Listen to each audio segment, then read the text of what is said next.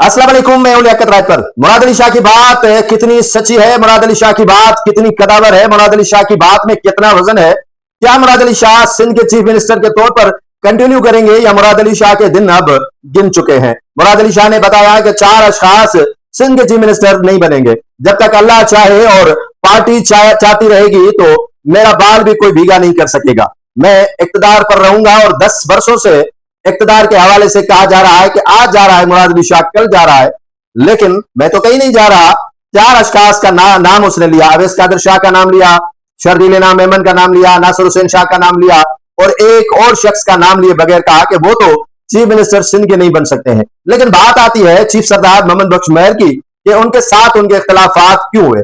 मैंने पिछले विलाग में बताया था कि मुराद अली शाह और सरदार मोहम्मद बख्श मेहर में ठन चुकी है और सरदार मोहम्मद बख्श मेहर में इख्तलाफात उस वक्त शुरू हुए थे जब उन्होंने एंटी करप्शन के अहम ओहदों पर बैठे अशखास का तबादला किया था और Murad Ali Shah direct chairman anti corruption को डायरेक्शन दे रहे थे। तो वजीर ने कहा कि मेरी अब जरूरत ही क्या है। सुनने में आ रहा है कि सरदार मोहम्मद बख्श मेहर ने इस्तीफा भिजवा दिया है बिलावल भुट्टो जरदारी को।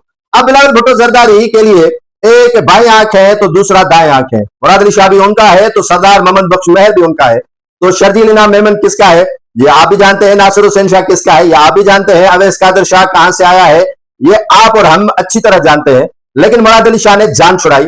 इससे मालूम होता है कि सिंध में तब्दीली आ रही है, तब्दीली बिल्कुल आ रही है और मुराद अली शाह जाने की तैयारी कर रहा है। अब मुराद अली शाह कराची को फोकस कर रहा है, मुर्तजा वहाब के साथ वो काम कर रहा है। शर्जील इनाम मेमन और मुर्तजा वहाब के इख्तलाफात, सुहेल अनवर शाल और शर्जील इनाम मेमन के इख्तलाफात, आपने देखा होगा कि जो गुज़श्ता रात मुराद अली शाह ने एक इफ्तिताह किया था उसके साथ काफी बुजरा नहीं थे और शर्जील इनाम मेमन जो मुराद अली शाह के दाएं बाएं चलता नजर आता था वो भी कहीं से नजर नहीं आया। अब दोस्त कहेंगे कि वो गिलगित बल्तिस्तान के सैर सपाटे पर है और क्यों न जाए, क्योंकि बजट वहां जो उड़ानी है तो काफी वहां पर एमपीएस भी गए हैं, एमएनएस भी गए हैं, वुजरा भी गए हैं और वहां की ठंडक से मजा ले रहे हैं। मुकेश कुमार चावला भी जा चुके हैं जो काफी एक्टिव वजीर है और उनको खाना पीना भी अच्छे तरीके से आता है। तो खाने पीने का मकसद आप समझ गए होंगे कि रोटी और सालन की बात मैं नहीं कर रहा हूं।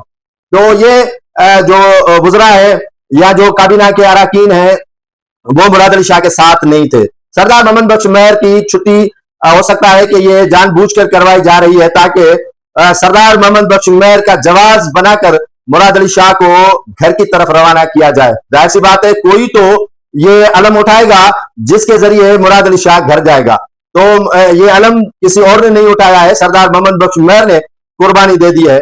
और यह भी कहा जा रहा है कि मुराद अली शाह की कोशिश है कि सरदार मोहम्मद बख्श मेहर को कट करवाने के लिए उनके कजन सरदार अली नवाज अल मारूफ राजा खान मेहर को उसी की वजारत दी जाए। जैसे शर्जील इनाम मेमन को एक्साइज दी गई थी तो मुकेश कुमार चावला को मुराद अली शाह ने जोर देकर वापस दिलवाई यही एक्साइज की वजारत और मुराद अली शाह ने जो है वो एक गेम खेली जिससे शर्जील इनाम मेमन से ये वजारत वापस चली गई।